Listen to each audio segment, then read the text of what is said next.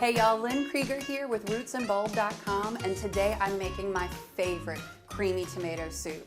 Now I am making it in the middle of January where you're not going to find a fresh tomato in the grocery store for a few months.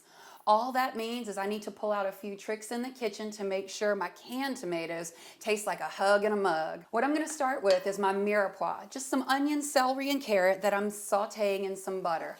I want them to soften and I want them to cook until they crackle a little bit. That crackling sound tells you that the water's evaporated out of the vegetables and we've concentrated the sweetness in these. That sweetness is going to help that can of tomatoes taste a lot fresher. I'm going to start with a few tablespoons of tomato paste. I'm also going to add a few cloves of garlic. Now at this step, don't walk away from the pot because both of these ingredients can burn really quickly. As soon as you smell that kind of roasted tomato and garlic, you can go on with the star of the show, which is a can of tomatoes. Now I'm using San Marzano whole tomatoes. The San Marzano tomato comes from Italy. It's grown in some really alkaline volcanic soil, so it starts off as a sweeter, richer tomato. If you can't find whole San Marzanos, do go for a can of whole tomato, not diced or pureed. The whole tomato is going to be a better quality tomato, and they're usually packed in a really rich tomato juice instead of just tomato water. So you're getting a 2-for-1 in one can. Turn my heat down a little bit. I'm going to add some water, and I'm going to add half of the cream that I have for this soup. I'm also going to add a secret ingredient. Y'all are going to love this. This is a hard cheese rind. Think of this like your ham bone in a pot of beans. This isn't gonna melt and get stringy in the pot. Instead, it's just gonna get soft and release all of this delicious, cheesy, umami flavor to my tomato soup.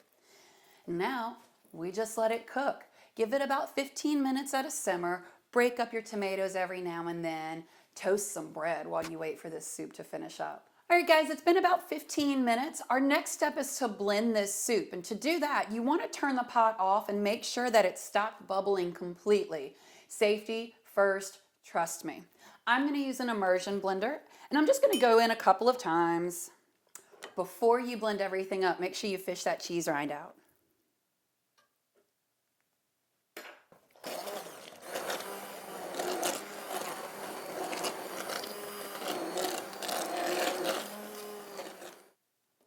All right, everything's smooth. Let's finish this off with a little bit of butter, and then a little more cream just at the end. Beautiful. Adding this milk and cream after the soup has stopped bubbling is really going to give those fats a chance to emulsify into our soup instead of separate and just kind of make things feel greasy.